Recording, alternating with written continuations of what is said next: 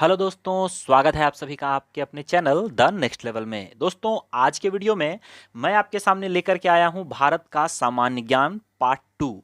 Part 1 इससे पहले ही upload हो चुका है, जिसमें हमने इंपॉर्टेंट 40 क्वेश्चंस देखे थे जो कि आपके सभी एग्जाम्स के लिए बहुत ज़्यादा ही इंपॉर्टेंट है। इसमें भी हम 40 क्वेश्चन करेंगे, और अगर आपने पिछला पार्ट नहीं देखा है तो आप उसे हमारे डिस्क्रिप्शन में एक लिंक मिलेगा, उससे आप उसे देख लें। बहुत ही इंपॉर्टेंट क्वेश्चंस वहाँ पे दिए गए हैं, और आप अगर आप इसका पीडीएफ भी डाउनलोड करना चाहते हैं तो उसके लिए भी लिंक आपको डिस्क्रिप्शन में मिलेगा।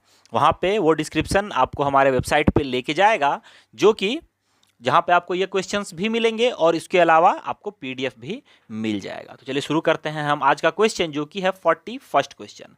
पहला क्वेश्चन पहला से लेके 40 तक जो हमने है पिछले पार्ट में किया था, और यहाँ पे हम 41 नंबर से शुरू कर रहे हैं। तो पहला क्वेश्चन हमारे सामने है कि शतरंज में प्रथम विश्व चैंपियन भारतीय कौन रहे हैं? तो इसका सही आंसर हो जाएगा Viswanathan Anand. Option number C, Viswanathan Anand. Viswanathan Anand का जो जन्म है ये 11 दिसंबर 1969 को हुआ था, और ये पहली बार 1988 में ग्रैंड मास्टर बन गए थे। उस समय इनकी आयु 18 साल थी, और उस समय ये सबसे ज़्यादा युवा थे। ये भी आपको याद रखना है। और आपको यह भी पता होना चाहिए कि जो भारत की तरफ से खेल का सबसे सर्वोच्च पुरस्कार है राजीव गांधी खेल रत्न अवार्ड, ये सबसे पहला अवार्ड यही है। सबसे पहला बार इन्हीं को दिया गया था 1991-92 में। और अगर हम बात करें शतरंज खेल की यानी कि चेस की, तो इसका जन्म भारत में ही हुआ है। चलिए देखेंगे हम नेक्स्ट क्वेश्चन कि भारत का प्रथम कागज रहित पत्र कौन सा है? समाचार पत्र। अब कागज रहित का अर्थ पहले आप समझ लेते हैं। कागज रहित का अर्थ हो गया कि जिसमें कागज का प्रयोग ना किया गया हो, यानी कि जो आपको इंटरनेट पे दिया गया हो। अभी आप जो पढ़ाई कर रहे हो ये कागज रहित पढ़ाई है। इसमें ना आपको पेन लग रहा है ना पेपर लग रहा है, आप डिजिटल प्लेटफॉर्म पे पढ़ाई कर रहे हो। तो यही चीज़ इस पेपर के साथ भी हुआ था। तो सबसे पहला जो न्यूज़पेपर ऑनलाइन आया था, डिजिटल आया था, वो कौन था? तो वो था the news today. The news today जो है, इसकी शुरुआत, अगर हम शुरुआत की बात करें, यानी कि जब ये पेपरलेस नहीं हुआ करता था, ये 1982 में पब्लिश हुआ करता था। और कब ये ऑनलाइन आया, ये हम अगले क्वेश्चन में डिस्कस करेंगे। अगला क्वेश्चन यहाँ पे है कि दोहरा शतक बनाने वाली प्रथम भारतीय महिला खिलाड़ी कौन है? दोहरा शतक बनाने वाली प्रथम भारतीय महिला खिलाड़ी, तो ये हैं मिताली राज। ओके, मिताली राज के बारे में आपको पता होना चाहिए कि ये दोहरा शतक बनाने वाली पहली ही नहीं, विश्व की, भारत की ही नहीं, विश्व की पहली महिला थी। और इनके बारे में एक बहुत ही ज़्यादा इंटरेस्टिंग फैक्ट आपको जरूर से जरूर जानना चाहिए कि ये भारत की महिला और पुरुष दोनों में पहली कप्तान है जिन्होंने 2 ओडीआई क्रिकेट वर्ल्ड कप जो होता है उसमें 2 ओडीआई वर्ल्ड कप में ये कप्तान रही हैं। टीम को इन्होंने लीड किया है। आज तक कोई भी ऐसा क्रिकेटर नहीं रहा है जिसने 2 वर्ल्ड कप में टीम इंडिया को लीड किया है। ये पहली कप्तान रही हैं। इवन जेंट्स और लेडीज दोनों में ही ये पहली रही हैं। ओके, ये आपको पता होना चाहिए। और इन्होंने जो अपना दोहरा शतक लगाया था, ये इन्होंने पहले ही, आपको पता होना चाहिए कि इन्होंने पहला ही जो मैच खेला था अपना टेस्ट का, उसी में दोहरा शतक इन्होंने लगा दिया था। ओके, चलिए देखते हैं नेक्स्ट क्वेश्चन। अब हम नेक्स्ट क्वेश्चन है कि भारत का प्रथम कागज रहित पत्र द न्यूज टुडे कब शुरू हुआ था? ओके, तो ये जानकारी आप रखिए 3 जनवरी 2001 को ये क्वेश्चन आपसे पूछ लिया जा सकता है। चलिए देखते हैं नेक्स्ट क्वेश्चन हम कि अंतर्राष्ट्रीय न्यायालय में नियुक्त प्रथम भारतीय न्यायाधीश कौन थे? तो ये थे डॉक्टर नागेंद्र सिंह। तो इसमें 2 चीजें हम जानेंगे। सबसे पहला तो अंतर्राष्ट्रीय न्यायालय के बारे में। तो अंतर्राष्ट्रीय न्यायालय के बारे में आपको पता होना चाहिए कि इसकी स्थापना जो है वो 1945 में हुई थी। कहाँ हुई थी, कब हुई थी? अंतर्राष्ट्रीय न्यायालय की स्थापना 1945 में। और इसका जो हेडक्वार्टर है इंटरनेशनल कोर्ट ऑफ जस्टिस का हेग में है, HAGUE, हेग। याद रखें, हेग नेदरलैंड में है। और इसमें कुल 15 जज होते हैं, ये भी आप याद रखें। और हर एक जज का जो कार्यकाल है वो 9 साल का होता है। और नागेंद्र सिंह जो हैं वो 1985 में जज बने थे, ये भी आपको ध्यान रखना है। चलिए हम नेक्स्ट क्वेश्चन देखेंगे। अगला क्वेश्चन है कि भारतीय रिजर्व बैंक की उप गवर्नर कौन बनी थी? पहली महिला उप गवर्नर कौन बनी थी? आंसर मैं बताऊं इससे पहले आपको पता होना चाहिए कि आरबीआई में एक गवर्नर होता है और 4 उप गवर्नर होते हैं, उप गवर्नर 4 होते हैं, तो उसमें से ऐसा बनने वाली पहली भारतीय महिला कौन बनी थी? तो ये बनी थी केजे उदेसी। कौन बनी थी? केजे उदेसी। और केजे उदेसी कब बनी थी? तो ये वर्ष 2004 में बनी थी। ये भी आपको पता होना चाहिए। आरबीआई के बारे में मैं आपको थोड़ी सी जानकारी दे दूं कि आरबीआई की स्थापना जो हुई थी, ये स्थापना हुई थी 1 अप्रैल 1935 को। कब हुई थी? 1 अप्रैल 1935 को। और इसका जो हेडक्वार्टर है वो मुंबई में है। और इसका नेशनलाइजेशन यानी कि 1935 में ये एज अ प्राइवेट एंटिटी आया था। 1949 में ये सरकारी हो गया था। ये क्या बन गया था? राष्ट्रीयकरण इसका हो गया था, नेशनलाइज हो गया था। पहली बार जब 1935 में आरबीआई बना था तो इसके अध्यक्ष ऑसबॉर्न स्मिथ थे। और पहले भारतीय जो बने थे वो थे सीडी देशमुख। और वर्तमान में शक्तिकांत दास इसके अध्यक्ष हैं, इसके गवर्नर हैं। चलिए अगला क्वेश्चन देखते हैं कि प्रथम महिला लोकसभा अध्यक्ष कौन बनी थी? तो इसका सही आंसर हो जाएगा मीरा कुमार। और ये भी आपको इसके बारे में मैं थोड़ी सी जानकारी दे देता हूं कि लोकसभा अध्यक्ष जो सबसे पहले थे वो थे गणेश वासुदेव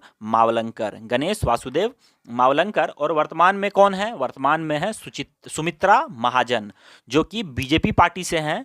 और अभी जो एक डेप्यूटी स्पीकर हैं, जो उपसभापति हैं, उपाध्यक्ष हैं, वो हैं एम थम्बीदुरई, जो कि AIADMK पार्टी से हैं। याद रखें आप, AIADMK पार्टी से ये बिलोंग करते हैं। ओके, चलिए देखते हैं नेक्स्ट क्वेश्चन। अगला क्वेश्चन हमारे सामने है कि भारत का सबसे पहला गृह मंत्री कौन था या कौन थे?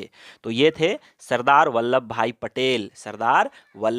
पटेल पहले बने थे ये गृह मंत्री। सरदार वल्लभ भाई पटेल के बारे में आपको जानना चाहिए, क्योंकि सरदार वल्लभ भाई पटेल के नाम पे ही विश्व की सबसे ऊंची मूर्ति जो कि 182 मीटर लंबी है, स्टैचू ऑफ यूनिटी बनी है।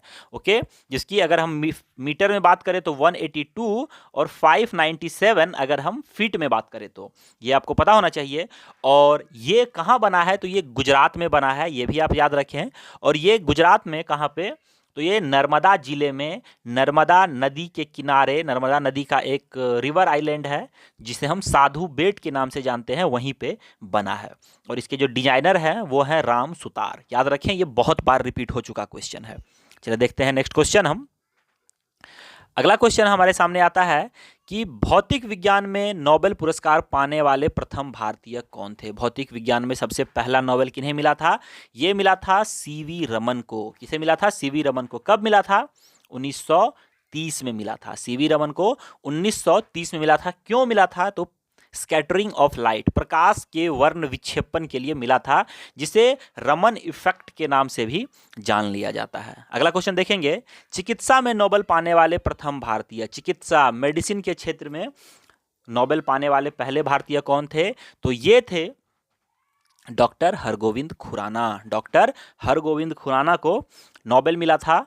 किसमें? चिकित्सा में। इन्होंने जीन की खोज की थी, जीन की इन्होंने खोज की थी। 1968 में नोबेल मिला था। याद रखेंगे आप, 1968 में। अगला क्वेश्चन देखते हैं कि अर्थशास्त्र में नोबेल पाने वाले प्रथम भारतीय कौन है? अर्थशास्त्र में नोबेल पाने वाले अमर्त्य सेन। अमर्त्य सेन को अर्थशास्त्र में नोबेल मिला था। कब मिला था? तो इन्हें मिला था 2003 में। याद रखेंगे आप, 2003 में इन्हें नोबेल मिला था। अगला क्वेश्चन देखते हैं हम कि भारत के प्रथम सिख प्रधानमंत्री कौन है? बहुत ही आसान क्वेश्चन है, डॉक्टर मनमोहन सिंह। डॉक्टर मनमोहन सिंह जो है ये भारत के 13वें प्रधानमंत्री थे। 10 साल ये प्रधानमंत्री रहे, 2004 से 2014 तक। और इसके अलावा ये फिनांस मिनिस्टर रहे हैं और आरबीआई के गवर्नर भी रहे हैं। 1991 से 96 तक ये फिनांस मिनिस्टर, वित्त मंत्री रहे हैं। और 82 से 85, 1982 से 1985 तक ये आरबीआई के गवर्नर भी रहे हैं। और एक क्वेश्चन और भी पूछ लिया जाता है कि हमें भारत के जो नोट होते हैं उस पर किस प्रधानमंत्री का नाम दिखने को मिल जाता है? तो उसका आंसर भी ये मनमोहन सिंह ही है, क्योंकि मनमोहन सिंह आरबीआई के गवर्नर रहे हैं और गवर्नर का हस्ताक्षर नोटों पे देखने को मिलता है। तो ये भी आप याद रखेंगे। अगला क्वेश्चन देखते हैं, नोबेल पुरस्कार प्राप्त करने वाले प्रथम भारतीय महिला रही थी मदर टेरेसा। याद रखेंगे आप, मदर टेरेसा को ये नोबेल मिला था, ये इन्हें शांति के लिए नोबेल मिला था, ये आप याद रखेंगे, शांति के लिए इन्होंने नोबेल जीता था। अगला क्वेश्चन देखते हैं, भारत रत्न प्राप्त करने वाली प्रथम भारतीय महिला। तो भारत रत्न प्राप्त करने वाली थी श्रीमती इंदिरा गांधी। श्रीमती इंदिरा गांधी को 1971 में नोबेल दिया गया था, 1971 में। इनके बारे में मैं आपको कुछ इंटरेस्टिंग फैक्ट बता देता हूं। अगर भारत के सबसे लंबे समय तक बने रहने वाले प्रधानमंत्री की बात करें तो वो JL नेहरू हैं, लेकिन अगर आपसे दूसरा पूछ लिया जाए तो आप अपना सिर पकड़ के बैठ जाओगे, वो श्रीमती इंदिरा गांधी ही हैं। JL नेहरू ने अप्रॉक्स 17 सालों तक PM बने रहे थे, लेकिन इंदिरा गांधी 15 साल तक प्रधानमंत्री रही हैं। 3 टर्म्स में इन्होंने प्रधानमंत्री ये रहे हैं।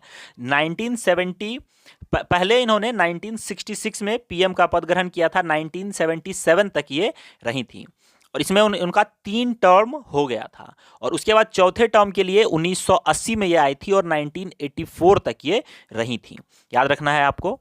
चलिए नेक्स्ट क्वेश्चन देखते हैं कि प्रथम महिला चिकित्सक कौन थी। प्रथम महिला चिकित्सक कादम्बिनी गांगुली। प्रथम महिला चिकित्सक कादम्बिनी गांगुली।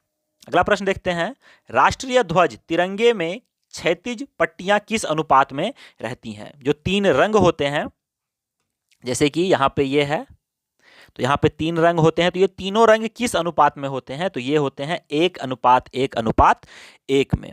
याद रखेंगे आप, 1:1:1 में होता है ये।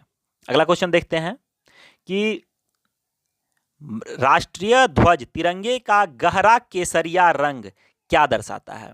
गहरा केसरिया रंग क्या दर्शाता है, ये दर्शाता है ताकत और साहस को। याद रखेंगे आप, बहुत से लोग इसमें कंफ्यूज रहते हैं, ताकत और साहस को दिखाया जाता है।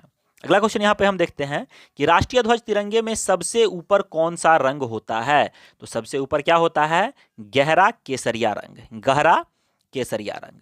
अगला क्वेश्चन देखेंगे हम कि भारतीय राष्ट्रीय ध्वज तिरंगे के बीच में कौन सा रंग होता है। बहुत ही आसान क्वेश्चन है, सफेद। सफेद कलर रहता है। आपको लग सकता है कि ये क्वेश्चन इजी है, लेकिन ये क्वेश्चन कई बार एग्जाम में पूछा गया है, बिलीव करें मेरी बातों को। अगला प्रश्न देखेंगे कि राष्ट्रीय ध्वज तिरंगे में सबसे नीचे कौन सा रंग होता है। तो सबसे नीचे रंग होता है हरा।